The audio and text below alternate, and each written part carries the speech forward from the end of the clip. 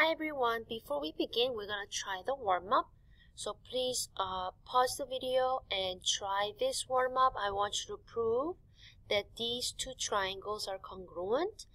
Triangle MON, triangle QOP, these two right here. And the given is angle N and angle P is congruent, and side MO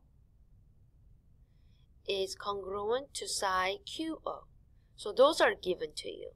So what you're going to do is you're going to use one of the four tools we talked about right here.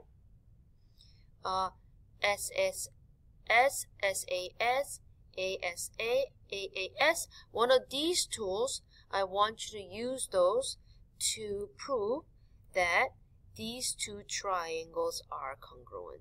So go ahead and pause the video and try the proof, and then check again when you're done. Pause the video. So let's go over the answers. So we're going to make a table, and here these two are given. So we're going to write that the ones that is not given, ones without any marks, those are the ones mostly that you need to put here. So you don't have to worry about these two because they're already given. And then you just have to worry about the ones that has no marking and it's not given. So the one that we're going to use, first you have to decide which one are you going to use. SSS, SAS. So I'm going to use angle, side. Because right here, you have an angle, you have a side, and you have a side. Angle, side. So this, these two are congruent. These two angles, angle N and angle P are congruent already. You know these two are congruent already. You just need another angle, side. And this, you need to prove that these two are congruent because there's no marking and they are not given. Anything that has no marking or not given, you need to prove and reason here. Write the statement and reason for those here. So the ones that are already given, then you don't have to worry about those. You just have to write as given. So you have given these two angles are congruent. You have given these two sides are congruent. So you just need another factor. So right here, these two angles are congruent because they are vertical angles. So you can use angle MON is and angle QOP are vertical. Use definition of vertical angles. And then for your next step, you can say angle MON is congruent to angle QOP because vertical angles are congruent. So you need to write these two, then you can use angle, side as your proof. So you just write the proof that these two triangles are congruent because angle, side. So today we're going to learn about Cpctc. And first of all, what tools we currently have? Side, side angle, side angle, or angle, side, or angle, side angle. These are the tools that we have that we use to prove that two triangles are congruent. So we're going to talk about something else, which is Cpctc, which means corresponding, C, parts, P, of congruent, C, triangles, T, are congruent, C. So corresponding parts of congruent triangles are congruent. So that's Cpctc because it's kind of wordy. So corresponding parts of congruent triangles are congruent. So we're going to use that concept to do a proof today. So when to use? After we prove two triangles are congruent by one of our four tools, side, side angle, side, angle, side, angle, side. After we use that, okay, the four tools, we use Cpctc. So once you have proved two triangles are congruent by one of those tools, you can say other corresponding parts of the triangles are congruent by Cpctc. So here you have a two triangle. Let's draw it. Triangle SPQ, triangle SRQ are congruent because you have side, side, side. So you have side, side, side, SSS. Now, once you prove that using one of these 4 tools. After you prove that first, okay? After you do that, you can say that angle PSQ and angle RSQ, right here, these two, are congruent. Angle P and R is congruent. Angle Q right here, SQP and SQR are congruent. So once you use tools, you can say the other corresponding parts of the triangles are congruent by using corresponding parts of congruent triangles are congruent. So after you prove 2 triangles are congruent, you can say the matchy-matchy part, the corresponding, same position, they're here, same spot, same spot, same spot. You can conclude that those are also congruent. This is Cpctc. So how do we use and plan and writing a proof using this concept?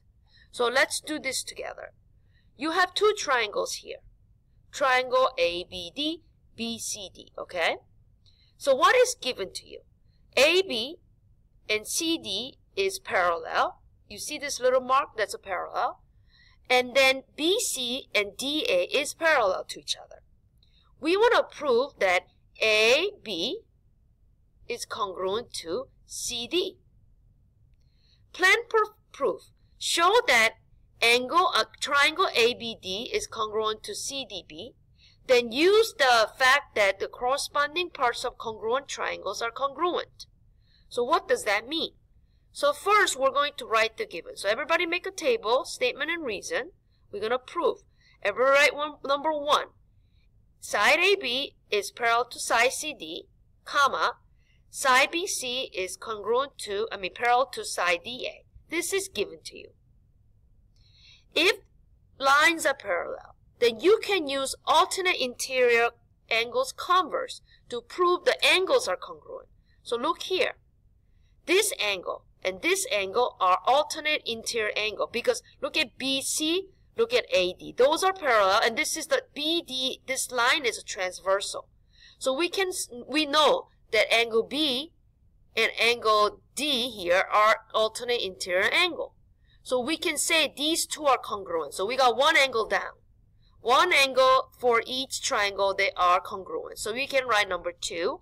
Angle ABD is congruent to angle CDB because we have parallel lines given to us. So the answer, the reason is alternate interior angles, converse. Now, we know these 2 sides are shared by this triangle and this triangle. They are shared. So that's reflexive property. Side DB is equal to side BD.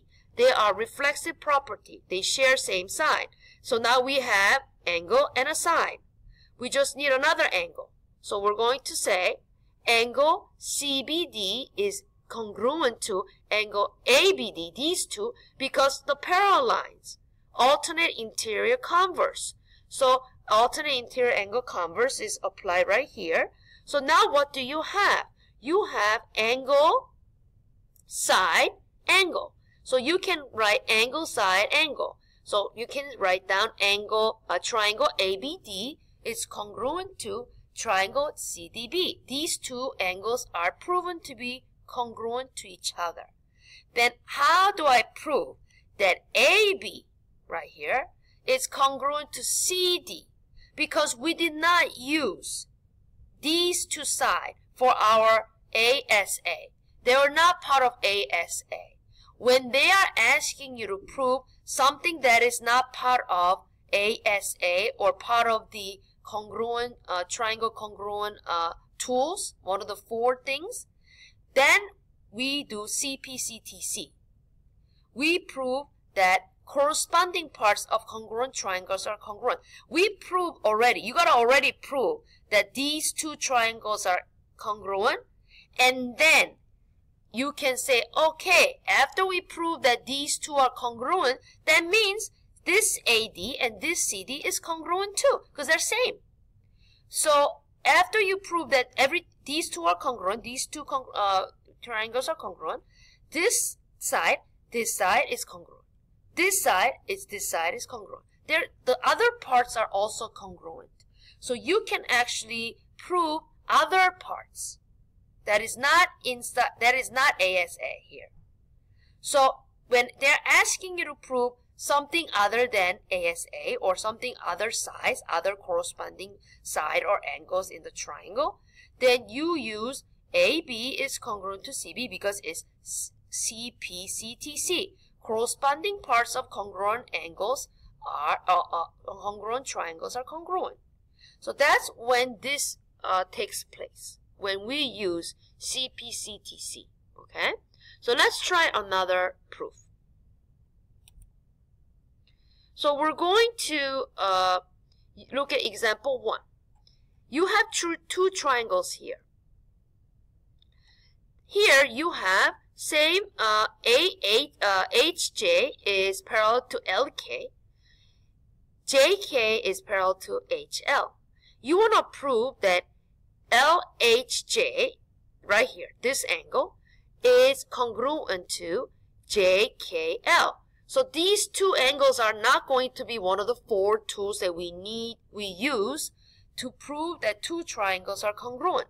So this is going to be the same proof as this, but with angles. Okay? So for this example 1, I want you to do the same thing up to number 1 through 5, but just different letters because they have different letters. But for the last part, you're going to write Cpctc for number 6, but you're going to write this as a proof. Angle LHJ is congruent to angle JKL. So it's same thing as this. Just write this, just use different letters. Same thing here, but just the last part, everything same. The last part, you're just going to write this here, okay? So why don't you do that right now? Pause the video and write the proof.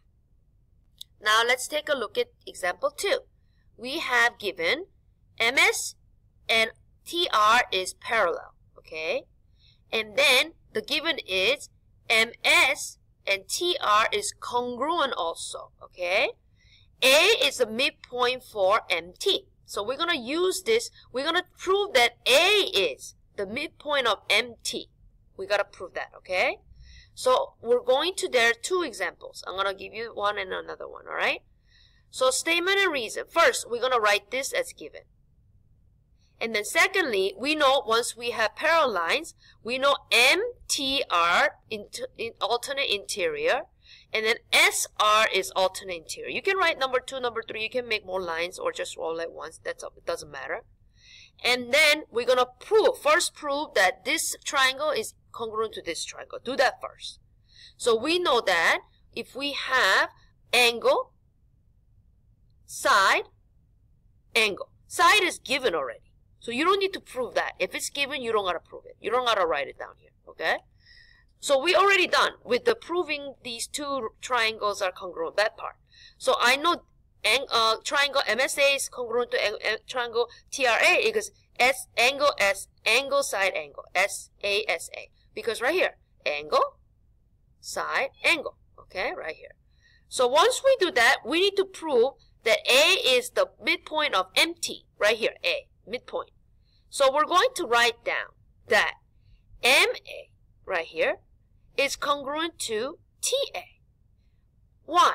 Because we already proved that these two are congruent, these two triangles. And we're trying to prove that this line and this is the midpoint, A, for this line. So we need to say, okay, this is congruent to this. This is congruent. Then A is the midpoint of MT because this is equal to this. If this is 5 centimeters, that's going to be 5 centimeters, right? Midpoint cuts something in equal, half, congruent. So midpoint means these two are equal. Here's another option. Only thing different here is using angle side instead of angle side angle. They use vertical angles. So definition of vertical angles are congruent. They use one of the alternate interior angles. You can use either one. And use angle side to prove first. And then the last part is the same. So please pause the video and try example 3 and check with the answer. Pause the video. Check your answers and see if you did it right. Please note that when something bisects here, these two angles are congruent, so you can use definition of bisector. And this is reflexive because they share that side, and you can use these.